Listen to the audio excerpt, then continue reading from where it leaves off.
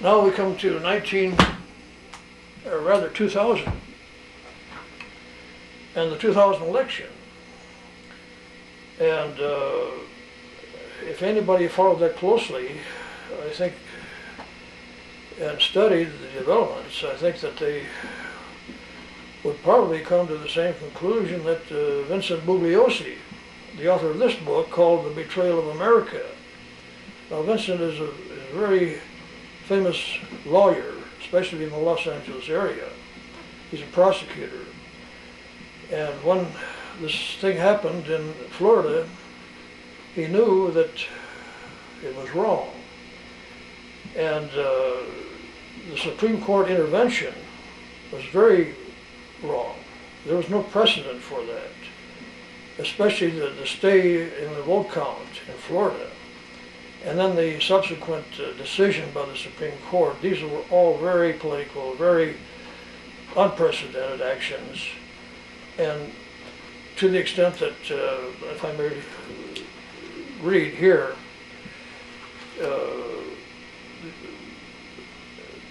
first of all, I should mention that 500 law professors from around the country took out a full-page ad in the New York Times denouncing the stay order.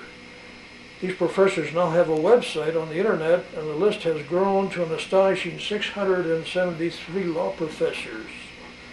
And the ad reads, by stopping the vote count in Florida, the United States Supreme Court used its power to act as a political partisan, not judges of a court of law. We, that is these 673 law professors, we are professors of law at 137 American law schools from every part of our country, of different political beliefs.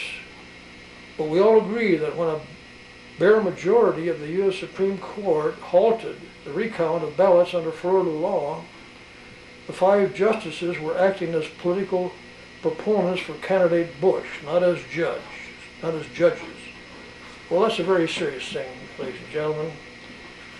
And it brings up the question of, was that election stolen? And it's my view that that is a very distinct possibility. The New York Times did further research on this in terms of absentee ballots and many other items, and came up to, if I may say so, some similar conclusions. What I've discussed with you this morning, this is Memorial Day weekend, by the way, is the fact that we have had possibly 3 stolen elections. And the other 2, the first 2 that were stolen at 68 and 1980 were stolen in a way that was meant to influence public opinion by meddling in foreign affairs. In other words,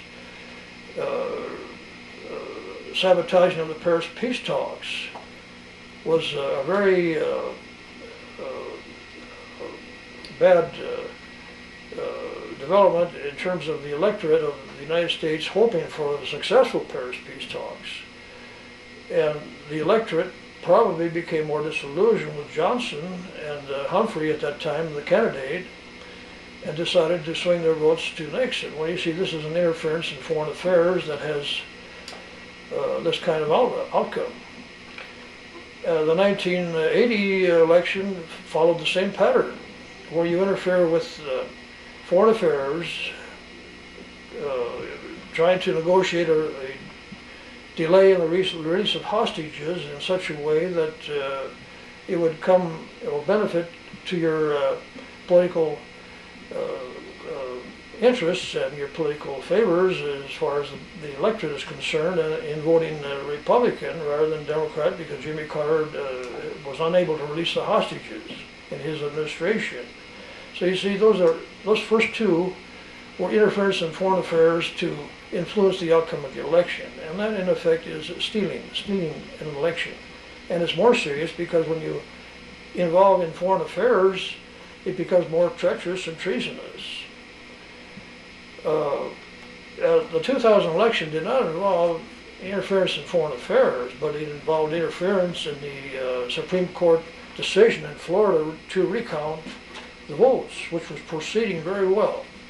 And if I may make the comparison, if you want to think of Minnesota and the election there, you see how that has proceeded between the candidates for Senate, and that has not been interfered with. And that's the way these vote counts should proceed. They should proceed in an orderly fashion within the state that is dealing with them within the state law.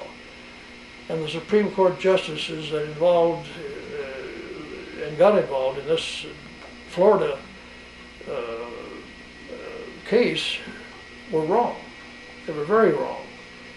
And in effect, the election was stolen.